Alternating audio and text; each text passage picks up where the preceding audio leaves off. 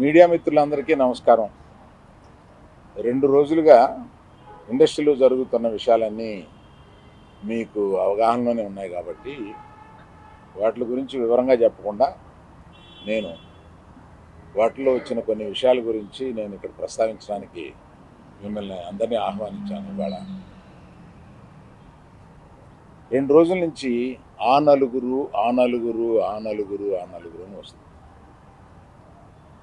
ఆ నలుగురు కొంచెం ఆ నెగిటివ్ షేడ్ తోటి, ఆ నలుగురు కబంధాస్తాలతోటి ఈ ఇండస్ట్రీని పట్టుకుని, బాబు ఆ నలుగురికి నాకు సంబంధం లేదు, ఆ నలుగురిలో నేను లేను. ఆహా, అసలు ఇది 15 సంవత్సరాల క్రితం స్టార్ట్ అయింది ఆ నలుగురు అని. ఆ నలుగురు ఆ తర్వాత ఆ 10 అయింది, అది ఎవరు పట్టించుకోలేదు.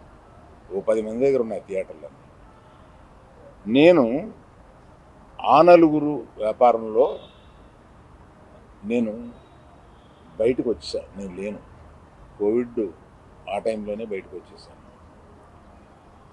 నాకున్న అంటే ఎగ్జాంపుల్ ఇలా చెప్పొచ్చు అనుకోవచ్చు, తెలంగాణలో నాకు ఒక్క థియేటర్ కూడా లేదు ప్రస్తుతం. తెలంగాణలో నాకు ఉన్నది ఒకే ఒక థియేటరు, త్రిబుల్ దానికి ఓనర్.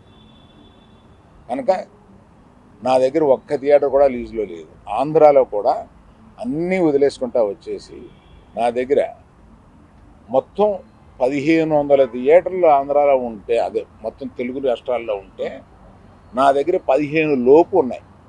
అన్నీ వదిలేసుకుంటారాగా అవి కూడా మా స్టాఫ్ తోటి లీజులు అయిపోయిన తర్వాత ఎప్పుడు లీజులు రెన్యూ చేయకండి వీటిని అని చెప్పాను. కనుక నా దగ్గర ఆ థియేటర్లు లేవు.